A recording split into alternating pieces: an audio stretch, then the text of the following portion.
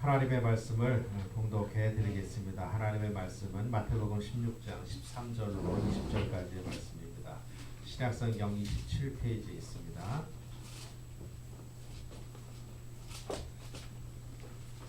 마태복음 16장 13절로 20절까지 신약성경 27페이지에 있습니다. 한 절씩 교독하겠습니다. 제가 13절을 먼저 봉독합니다. 예수께서 빌립보 가이사라 지방에 이르러 제자들에게 물어 이르시되 사람들이 인자를 누구라 하느냐. 이르되 너로는 세례 요한, 너로는 엘리야, 어떤 이는 엘리야, 선지자 하나라 하나이다. 이르시되 너희는 나를 누구라 하느냐. 시몬 베드로가 대답하여 이르되 주는 그리스도시요 살아계신 하나님의 아들이시니이다. 예수께서 대답하여 이르시되 바요나 시몬아 내가 복이 있도다. 이를 내게 알게 하신 이는 혈육이 아니요 하늘에 계신 내 아버지시니라. 또 내가 내게 이르니 너는 베드로라. 내가 이 발톱 위에 내 교회를 세우리니 너의 원이면 내가 나중에 내가 천국 열쇠를 내게 주리니 내가 땅에서 무엇이든지 매면 하늘에서도 매일 것이요 내가 땅에서 무엇이든지 풀면 하늘에서도 풀리리라 하시고 이에 제자들에게 경고하사 자기가 그리스도인 것을 아무에게도 이르지 말라 하시니라. 아멘. 오늘은 우리 총회가 지키는 종교개혁 주일입니다. 종교개혁 주일입니다. 올해가 종교개혁 499년째 되는 날입니다. 내년이 500주년인데요. 내년이 500주년이기 때문에 아마 예상하거니와 종교개혁 기념이 아마 내년에는 상당히 성대하게 있지 않을까 예상이 됩니다.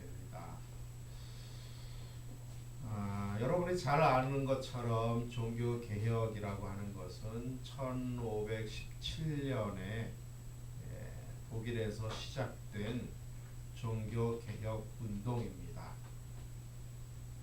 종교개혁 운동을 먼저 말씀드리기 전에 그 당시의 상황을 조금 말씀드려야 될 것 같은데 그 당시의 교회는 하나였습니다. 캐토릭이라고 하는 교회가 한 교회였는데 그 캐토릭에는 교황이라고 하는 제도가 있습니다.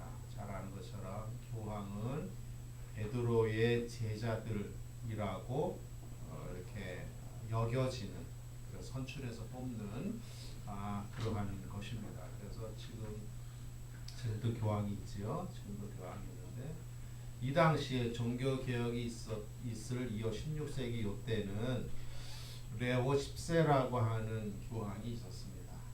당시에 교황의 권위는 얼마나 막강했느냐 하면 구라파, 지금의 유럽에 있는 그 국가들, 지금의 국가하고는 조금 다릅니다만은 국가들의 왕국의 왕들을 임명하는 권한이 사실상 교황에게 있었어요. 그래서 왕이 스스로 자기가 왕이 되겠다고 해도 교황이 허락을 하지 않고 인정을 하지 않으면 파문을 당하거나 인정을 못 받아서 다른 나라들로부터 상당히 시달림을 받는, 정통성을 의심받는 그런 상황이었던 것이 당시의 상황입니다. 레오 10세라고 하는 이 교황이 있었는데 이 레오 10세가 성 베드로 성당을 수리하기 위해서 돈이 필요했어요. 그래가지고 돈을 어떻게 모을까 생각을 하다가 면죄부를 팔기로 했습니다.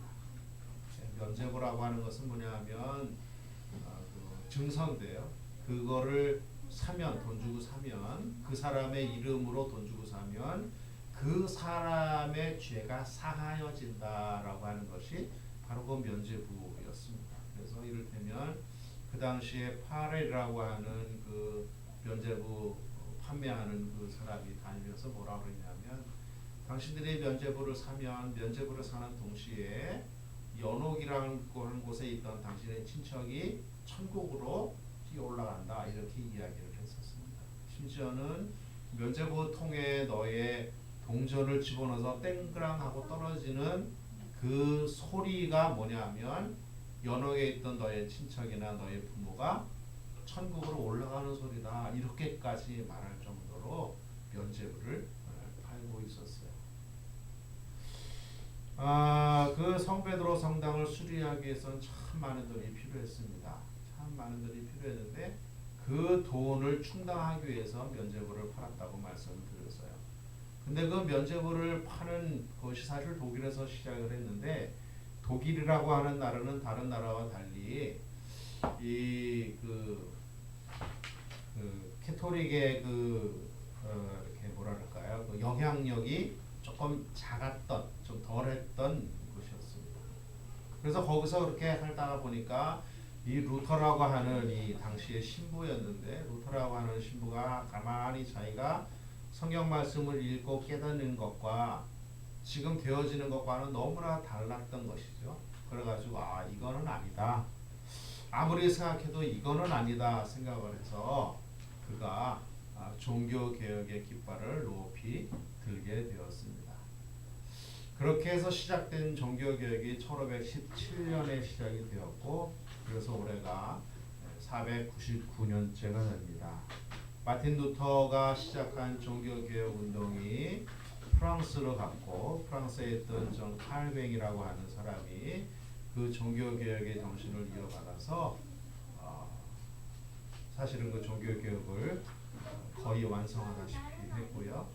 결국 그것이 전 세계로 퍼져서 상당한 역사의 반전이 일어나게 되었던 것입니다. 그래서 그 종교개혁, 그러면 우리가 기본적으로 알아야 할 것이 종교개혁자, 상당한 종교개혁자가 세 분이 있는데 바로 마틴 루터라고 하는 분과 지안 갈뱅이라고 하는 분과 스윙글리라고 하는 이 세 분을 우리가 이제 기억을 하면 좋을 것 같습니다. 마틴 루터라고 하는 이분은 신부였는데 구텐베르크라고 하는 성당의 주임 신부였어요. 그런데 1517년에 그 면죄부를 파는 것을 보고 그가 성경을 통해서 얻었던 구원에 관한 지식, 구원에 관한 그 생각, 깨달음, 그것과는 지금 교회에서 하고 있는 모든 것들은 너무나 다르다. 야, 이건 어떻게 이럴 수가 있느냐. 그래서 구텐베르크 성당의 그 정문 앞에다가 95개조의 반박문이라고 해서 적어가지고 거기다 붙였어요. 요즘에 시국 선언문을 해가지고 막 대자보 붙이잖아요. 요즘에 막 대자보를 계속 붙이고 있는데 95개 조에 대한 95개 항목, 첫 번째는 뭐 이렇고 두 번째는 뭐 이렇게 해가지고 95가지의 당시 교회가 성경과 다 잘못되고 있는 것들에 대한 반박문을 그 정문 앞에다 붙였던 것이죠. 이것이 얼마나 위험한 일이냐 하면 당시는 교황 체제가 그 유럽 지역을 사실은 지배하고 있었던 것이기 때문에 그것을 반대하는 것을 공개론하게 붙이고 말한다는 것은 곧 나는 죽어도 좋습니다 라고 하는 것과 같은 이야기였어요. 실제로 루터는 파문을 당했습니다. 파문을 당한다라고 하는 얘기는 무슨 얘기냐면 누구든지 저 사람과 이야기해서도 안 되고 거래해서도 안 되고 만나서도 안 된다. 이게 파문이에요. 그러니까 공식적인 왕따입니다. 공식적인 왕따. 사람은 사람과 만나서 주고받아야 사는 것이잖아요. 혼자 못 살죠. 먹는 물도, 먹는 음식도, 옷도, 집도 사실은 자기가 만들 수도 있지만 혼자서 만들어서 혼자서 못 살잖아요. 다른 사람의 것을 도움을 받아야 사는데 누구든지 저 사람과 만나고 이야기하고 거래하면 안 된다라고 하는 것이 파문입니다. 사실 루터는 그래서 파문을 당했어요. 그래서 루터를 옹호하는 정치적으로 루터 편에 서 있는 그 제후에게 가서 사실은 겨우겨우 살고 있었는데요. 구텐베르크 성당에 1517년에 95개의 저 반박문을 붙이고 로마 교황청이 말씀에 이러이러한 것이 잘못됐다라고 하는 것을 공식적으로 반박하기 시작했습니다. 그 당시에 성경은 일반인들에게는 없었습니다. 그 당시에 성경은 모두 라틴어로 기록이 되어져 있었고 라틴어를 공부한 성직자들만 성경 말씀을 보고 해석할 수가 있었어요. 그래서 대중들은 성직자들이 어떤 말을 하든지 그 말이 성경 말씀인 줄 알고 그냥 받을 수밖에 없는 상황에 있었습니다. 지금은 그렇지 않잖아요. 우리 성도들이 언제든지 성경을 보고 깨닫고 공부하고 할 수 있잖아요. 그런데 그 당시에는 그렇지 않았습니다. 마틴 루터가 이렇게 95개 저 반박문을 붙이고 나서 바로 번역을 시작을 했어요. 그 당시에 있던 성경, 라틴어로 된 성경을 독일어로 번역을 하기 시작했어요. 그리고 번역한 성경을 인쇄하고 프린트를 해서 대중들에게, 백성들에게 나눠주기 시작을 했습니다. 상당한 사회적인 파장이 있었던 그런 일입니다. 95개 저 반박문의 주요 내용은 세 가지인데 첫 번째는 뭐냐면 베드로 성당이 건축되어져 가는 과정에 있어서의 불법성과 부당성을 반박하는 내용입니다. 로마 교황청에서는 그 성 베드로 성당을 지어야 되는 이유를 들고 그 성당을 짓기 위해서 이러이러한 일을 막 하고 있는데 95개조 조항의 첫 번째 부분은 뭐냐면 성 베드로 성당 건축의 부당성을 지적하는 것이었어요. 95개조 내용을 제가 잠깐 봤더니 이런 내용도 있더라고요. 세상에서 누구보다도 부자인 교황이 자기 돈 내서 성당을 짓는 것이 아니라 가난한 백성들의 돈을 모아서 짓는다는 것이 이것이 하나님의 뜻이냐 이렇게 기록된 것도 있어요. 성 베드로 성당 건축의 증축의 부당성에 대해서 이야기를 하고 있고요. 두 번째 그 반박문의 내용은 뭐냐면 연옥이 과연 존재하느냐, 성경에서 연옥이라고 하는 것을 이야기하고 있느냐, 성경은 연옥을 이야기하지 않고 천국과 지옥만 이야기하고 있다, 중간은 없다라고 하는 것을 이야기하고 있습니다. 세 번째는 면죄부가 성경적이냐라고 하는 것입니다. 면죄부. 교황청에서 지금 베드로 성당을 짓기 위해서 면죄부를 지금 판매하고 있는데 그 면죄부가 과연 옳으냐, 죄를 사해줄 권세가 교황에게 있느냐, 죄를 사해줄 수 있는 것이 그 종이에 있느냐, 증서에 있느냐, 그것을 반박하는 내용입니다. 그래서 95개조 반박문의 첫 번째는 성 베드로 성당 건축의 부당성과 두 번째는 연옥에 대한 부당성과 세 번째는 면죄부의 부당성을 하나하나 적어가면서 95개조를 만들었습니다. 마틴 루터 입장에서는 이런 것이었어요. 믿음이라고 하는 것은 하나님의 은혜로 주어지는 것이고 믿음이라는 거 하는 것은 구원이라고 하는 것은 주를 믿는 믿음으로 얻어지는 것인데 그래서 의인은 믿음으로 말미암아 살아나는 것인데 어떻게 면죄부를 준다고 해서 면죄부를 사고 판다고 해서 그것을 얻는다고 그래가지고 어떻게 사람이 죄를 사해주고 어떻게 의인이 될 수 있느냐. 그리고 그것을 팔고 그것을 허락한 교황은 과연 죄를 사해줄 수 있는 권한이 있는 사람이냐. 그것에 대해서 이 루터는 깊이 고민을 했습니다. 아무리 생각해도 이건 아니다. 하박국 2장 4절에 보니까 보라 그의 마음은 교만하며 그 속에서 정직하지 못하나 의인은 믿음으로 말미암아 살리라. 로마서에도 인용된 말씀입니다. 이 말씀을 붙들고 마틴 루터는 깊이 고민했습니다. 하나님의 말씀을 붙잡을 것이냐, 내가 이 로마 교황청의 이 부당함을 보고도 못 본 척할 것이냐,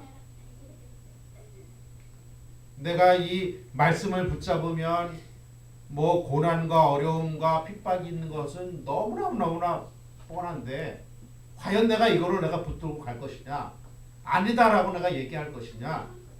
아니면 다른 많은 사람들처럼 그냥 눈 감고 그냥 뭐로 쳐 넘어갈 것이냐?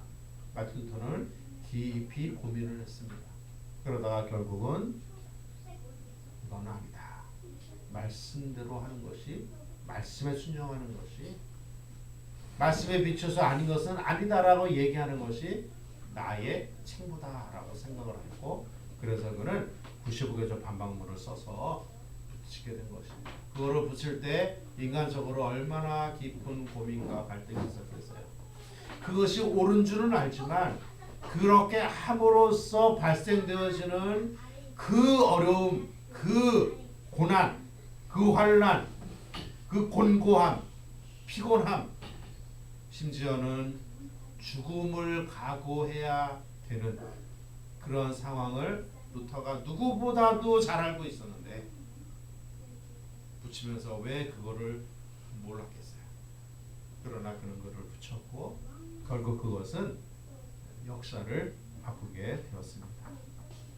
그러고 나서 마틴 루터는 아까도 말씀드렸지만 성경이 성직자들만 가지고 있는 것이 되어서는 안 된다 생각을 해서 라틴어로 기록된 성경을 독일어로 번역을 하기 시작을 했습니다. 선교개혁자들은 모두 다 성경 번역가들입니다. 성경 번역가. 성경을 모두 번역을 해냈습니다. 마틴 루터와 장 칼뱅은 성경 번역을 한 대가이고요. 그 이후에 인쇄술이 발달돼서 그 번역된 성경을 인쇄해가지고 모두 백성 국민들에게 나누어 주게 되었습니다. 우리가 함께 오늘 읽은 이 본문은요, 매우 중요한 믿음의 기초를 제공합니다. 굉장히 중요한 것입니다. 굉장히 중요한 것이에요. 지금에 있는 가톨릭 교회는 이 본문을 해석하기를 어떻게 해석을 하냐면 베드로 위에다가 교회를 세우겠다. 베드로라고 하는 사람 위에 교회를 세우는 것이라고 해석을 합니다. 그러나 프로테스탄트 즉 우리 기독교는 그렇게 해석하지 않습니다. 왜냐하면 사람 자체는 믿을 것이 못 되기 때문에 그렇습니다. 사람 자체는 믿을 것이 못 되고 그 믿음의 고백, 그리스도를 근거로 한 믿음의 고백 위에 교회를 세우는 것이 성경의 전체적인 내용과 부합하기 때문에 그렇게 믿습니다. 그래서 지금도 성 베드로 성당 지하에는 베드로의 무덤이 있습니다. 실제로 베드로 위에 교회를 세웠어요. 그러나 우리는 그렇게 하지 않습니다. 우리는 베드로가 고백한 그 믿음, 주는 그리스도시요 살아계신 하나님의 아들이십니다라고 하는 그 고백, 그 고백 위에 교회가 세워지는 것으로 우리는 확신합니다. 본문에 나타난 몇 가지 의미를 잠깐 살펴봅니다. 첫 번째는 일부러 물어보시는 주님의 모습을 우리가 잠깐 생각을 해봅니다. 일부러 물어보시는 주님. 두 번째는 신앙의 고백입니다. 주는 그리스도시요 살아계신 하나님의 아들이십니다 라고 하는 믿음의 고백, 그 고백에 대해서 잠깐 생각을 해볼 것이고요. 두 번째는 그 믿음이 어떻게 가능한가에 대한 이야기를 잠깐 나누고요. 그리고 교회를 세운다라고 하는 것은 과연 무슨 뜻인가에 대한 이야기를 잠깐 나누려고 합니다. 첫 번째로 일부러 물어보시는 주님, 일부러 물어보시는 주님. 오늘 본문에 보니까 예수님께서 가이사랴 빌립보 지방에 가시다가 뜬금없이 제자들에게 물어보십니다. 뭐라고 물어보셔요? 사람들이 나를 누구라고 하든, 사람들이 나를 누구라고 하든, 사람들이 예수님에 대한 평가를 어떻게 하는지를 제자들에게 먼저 물어보셨어요. 그러자 제자들이 대답을 합니다. 세례 요한이라고 합니다. 어떤 사람들은, 또는 어떤 사람들은 엘리야라고도 합니다. 어떤 사람들은 예레미야라고도 말하는 사람이 있습니다. 그리고 또 어떤 사람들은 여러 선지자 중에 훌륭한 한 분이라 이야기하는 사람도 있습니다. 라고 이야기합니다. 세례 요한은 예수님보다 6개월 먼저 태어나서 예수님의 길을 예비한 마지막 선지자입니다. 아주 훌륭한 분이죠. 그래서 그는 그 당시의 권력자들을 향하여 독사의 자식들아, 막 책망을 했던 아주 카리스마 넘치는 하나님의 사람이었어요. 그리고 예수님께 세례를 베푼 사람이기도 하죠. 엘리야는 누구예요? 엘리야는 아합 왕 시대에, 이스라엘의 아합 왕 시대에 바알과 아세라의 선지자 850명을 모두 물리치고 하나님의 존재를, 하늘로부터 내려오는 불을 통하여 하나님의 존재를 증명하는 능력의 사람입니다. 능력의 사람이죠. 또 예레미야는 누구예요? 이스라엘을 향하여 가슴 아파하면서 울면서 회개를 요구하고 요청했던 선지자입니다. 모두 다 아주 대단한 그런 분들이죠. 그거를 들으신 예수님께서는 물어보십니다. 그러면 너희는 누구라고? 사람들의 평가는 그렇다. 그래. 사람들의 평가는 그렇구나. 그런데 너희는 나를 누구라고 그러니? 너희들은 나를 누구라고 생각하니? 주님이 물어보셨습니다. 사랑하는 성도 여러분, 주님이 우리에게도 물어보십니다. 우리에게도 똑같이 물어보세요. 세상 사람들은 나를 누구라고 하든, 그리고 나서 우리에게 물어보십니다. 너는 나를 누구라고 생각하니? 여러분들은 예수님이 누구라고 생각하십니까? 대답해야죠. 예수님, 내 병을 고쳐주시는 분 부족합니다. 예수님, 내가 어려울 때 나를 도와주시는 분 맞긴 하지만 부족합니다. 예수님, 나의 필요를 공급하시는 분 맞는 말이에요. 그러나 부족합니다. 예수님, 아주 훌륭한 분이지. 네, 맞는 말이에요. 훌륭하죠? 그러나 부족합니다. 주님이 우리에게 물어보세요. 너는 나를 누구라고 생각하니? 개인적으로 물어보시는 거예요. 그룹으로 물어보시는 게 아니라 누구라고 생각하니? 너는 나를 누구라고 생각하니? 세상 사람들은 나를 세례 요한이라고 그러고 엘리야라고 그러고 예레미야라고 그러고 선지자 중에 한 사람이라고 그렇게 평가를 하는데, 그 사람들 평가고, 너는 나를 누구라고 생각하니? 주님이 우리에게 물어보시는 거예요. 대답하셔요. 믿음이라고 하는 것은 그룹으로 가는 것이 아니에요. 믿음이라고 하는 것은 개인적인 주님과의 만남을 통해서 이루어지는 거죠. 구원이라고 하는 것은, 은혜라고 하는 것은 무더기로 내리는 것이 아니라 개인적인 것입니다. 그래서 그 주님이 우리에게 너는 나를 누구라고 생각하니? 라고 물어보실 때에 확실한 믿음의 고백이 우리에게 있어야 되는 것이죠. 확실한 믿음의 고백. 예수님은 세례 요한처럼 훌륭하신 분이야. 이것이 아니라 주는 그리스도시요 살아계신 하나님의 아들이신다라고 하는 믿음의 고백이 우리에게 있어야 된다는 거죠. 우리에게 있어요. 이것이 주님이 우리에게 물어보신 거예요. 그때 제자들에게 물어보신 것, 우리에게 지금 물어보십니다. 너는 나를 누구라고 생각하니? 이 질문에 대해서 날마다 생각하고 고민하고 아파하고 갈등하며 가는 거, 믿음의 몸부림입니다. 이 질문에 대해서 계속해서 대답할 거리를 계속해서 생각하는 거, 믿음의 고민이에요. 믿음의 고민. 이 믿음의 고민이 우리에게 있어야 돼요. 과연 주님은 나의 삶에 있어서 무엇이냐? 주님과 나는 과연 개인적으로 어떤 관계가 지금 있느냐? 단순히 내가 주님을 정서적으로, 감정적으로 좋아서 따라가는 것이냐? 아니면 그분이 과연 나에게 분명하게 어떤 분이라고 하는 것을 알고 고백하고 따라가는 것이냐? 받아들이는 것이냐? 날마다 나에게 지금 물어보십니다. 사람의 감정과 사람의 생각은요, 조석병이라 날마다 변합니다.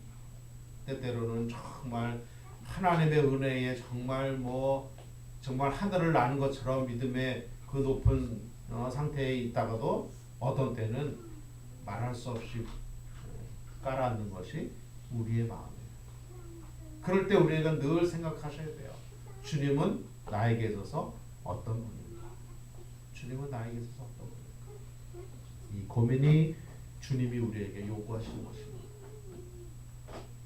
두 번째로 오늘 본문에서 우리에게 말씀하시는 것은 무엇이냐면 베드로의 신앙 고백입니다.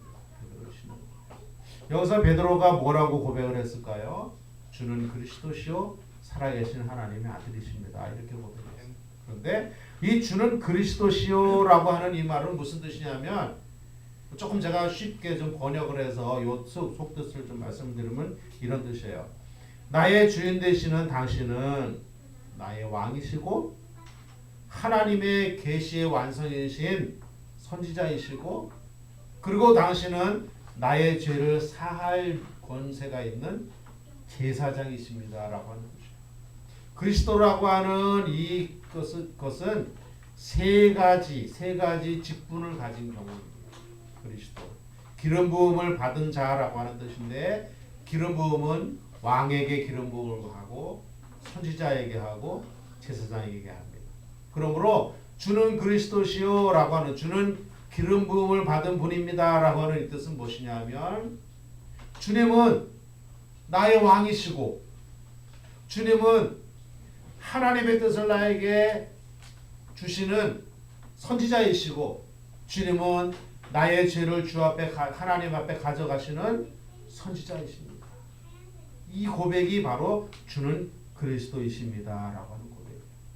그러니까 주는 그리스도이시요라고 하는 이 고백을 그냥 입술로 앵무새처럼 뇌이는 것이 중요한 것이 아니라 그렇게 고백을 하면서 그 고백 속에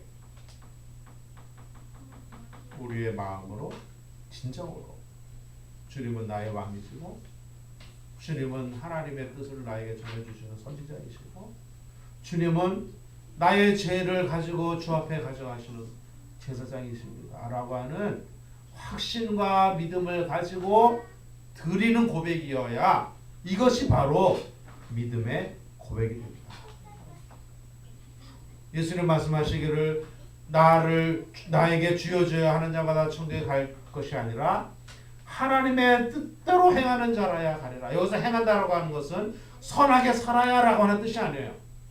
여기서 행하여야 한다, 하나님의 뜻대로 행하여야 한다라고 하는 이 뜻은 너희가 세상 사는데 선하게 사는 것이 천국에 가는 것이다 이런 뜻이 아니라 하나님의 뜻은 그의 아들 예수 그리스도를 믿는 것이다. 요한복음에서 말씀하신 것처럼 주는 그리스도시요 살아계신 하나님의 아들이십니다라고 하는 진정한 고백을 가지고 살아가는 것, 입으로만 앵무새처럼 외우는 것이 아니라 마음으로부터 진정으로 고백하는 이 고백이 있어야 된다라고 하는 것을 말해주고 있는 것입니다. 두 번째로 신앙의 고백은 뭐냐 하면 살아계신 하나님의 아들이십니다. 살아계신 하나님.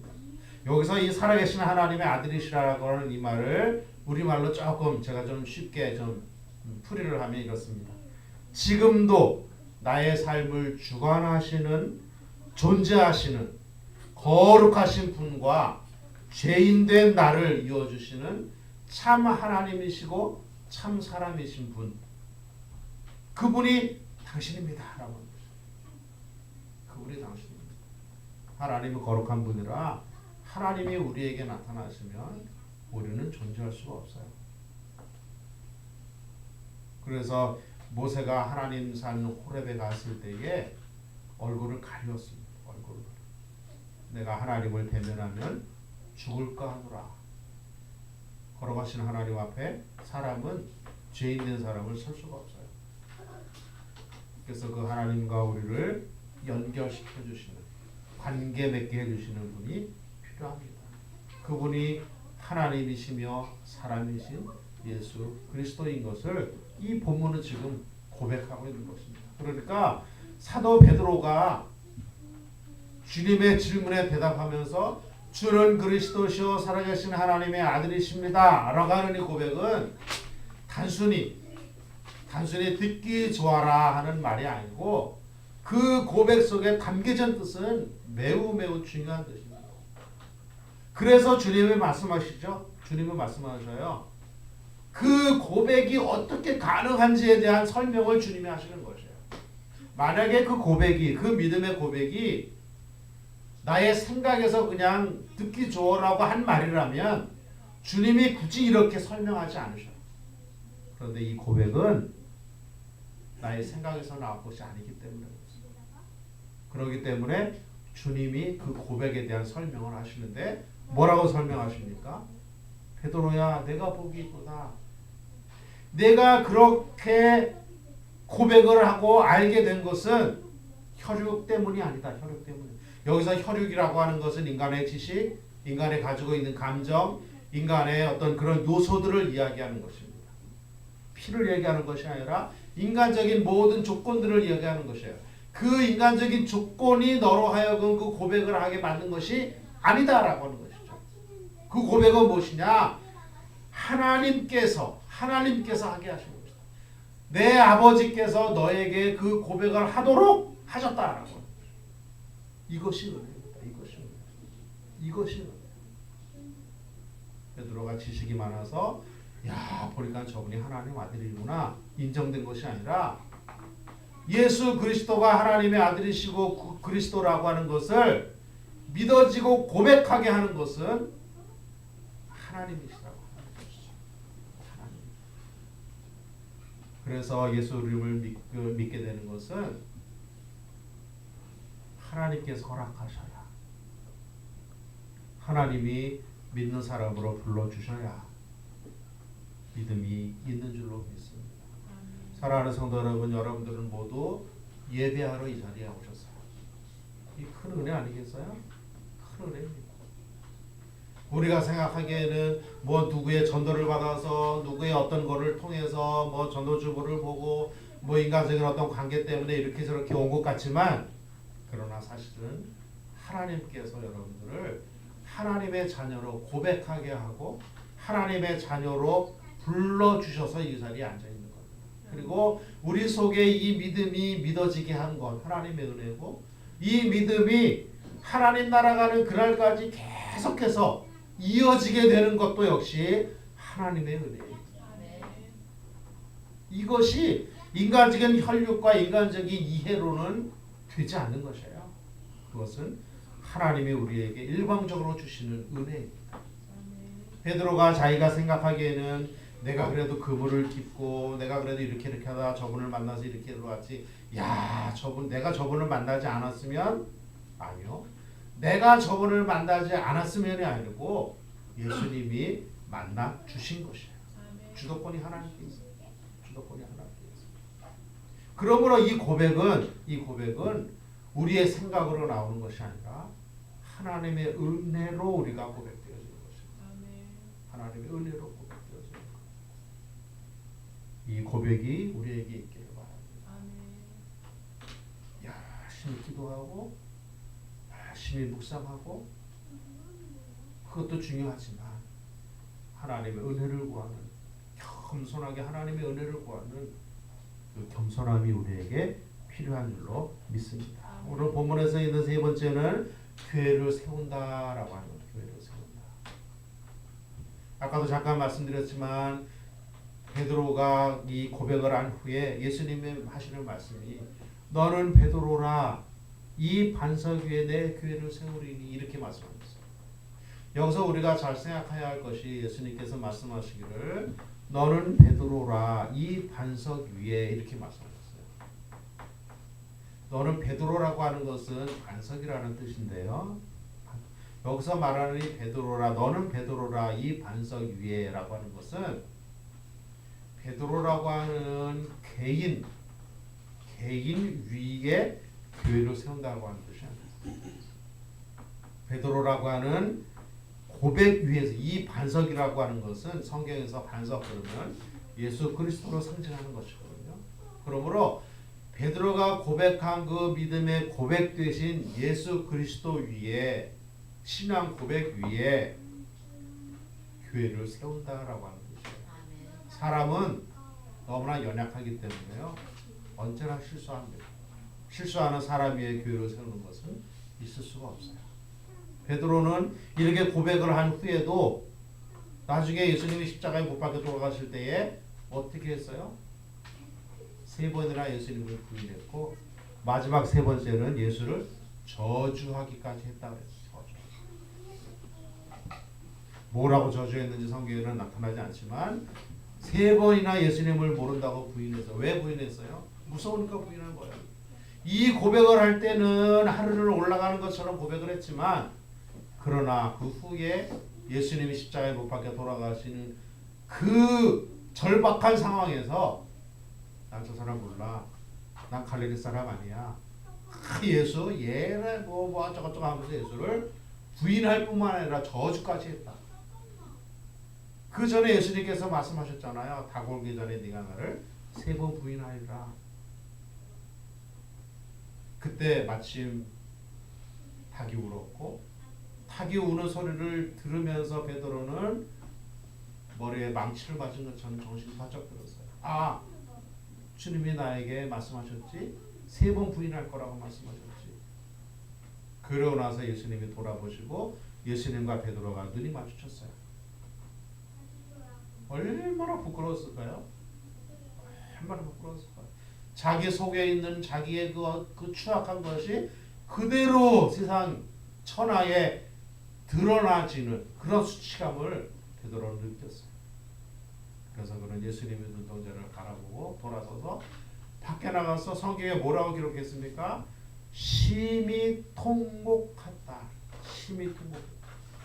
심히 통곡. 사람은 그런 거예요. 근데 그 사람이 어떻게 그걸 세우겠어요?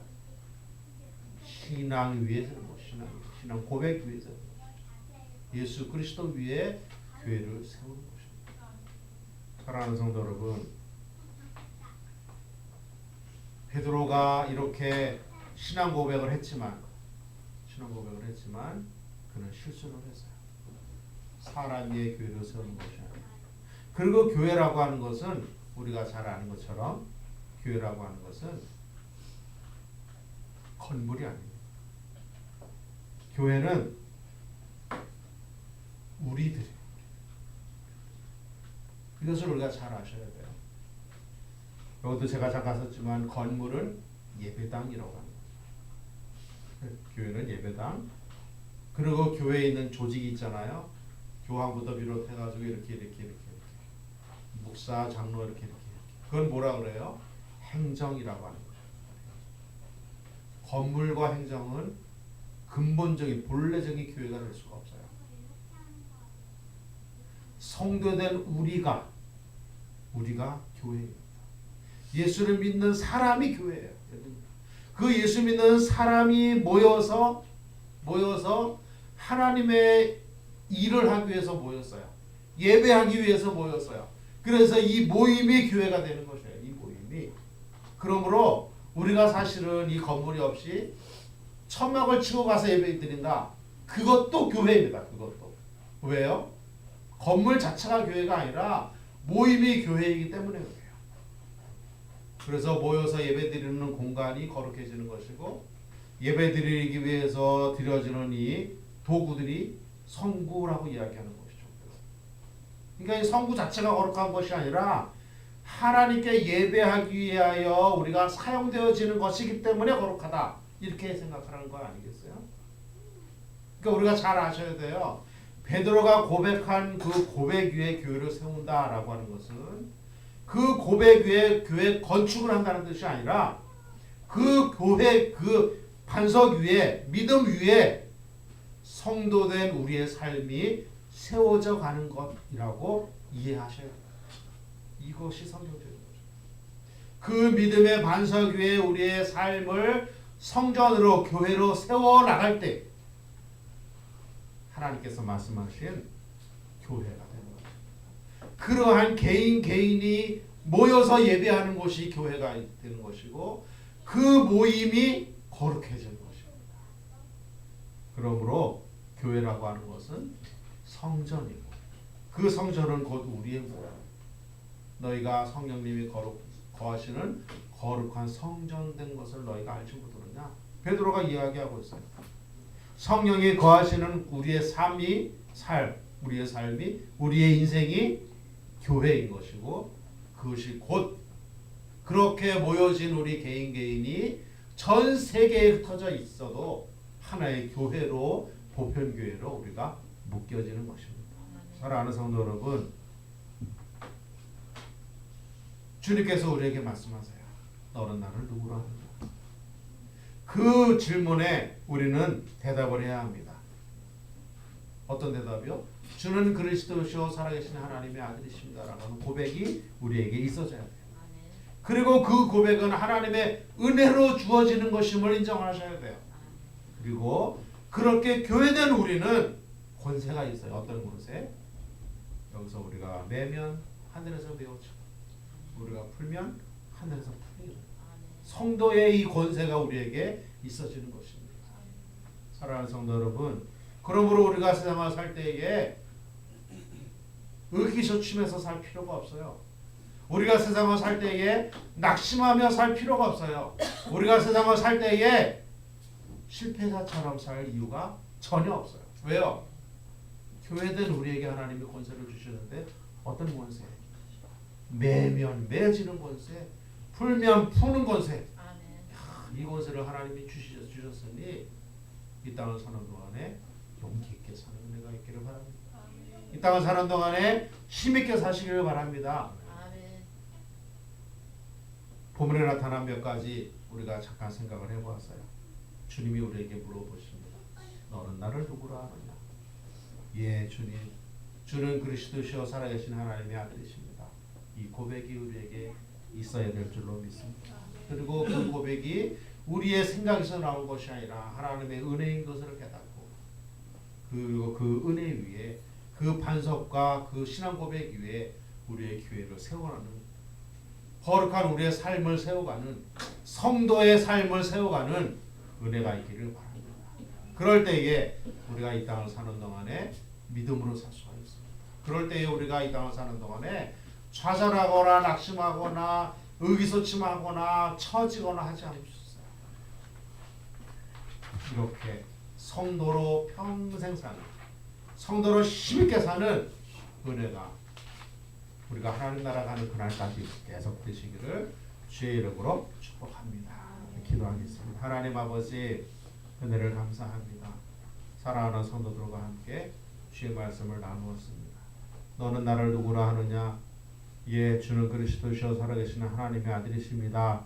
이 고백이 우리에게 있게 하시고, 그리고 그 고백이 은혜인 것을 깨닫게 하시고, 그 믿음 위에 우리의 교회된 우리의 삶을 세워나갈 때에, 성도의 삶을 세워나갈 때에 좌절하고 낙심하지 아니하는 권세를 주셨사오니 그 권세 누리며 살게 하여 주시옵소서. 예수님의 이름으로 기도하옵나이다. 아멘.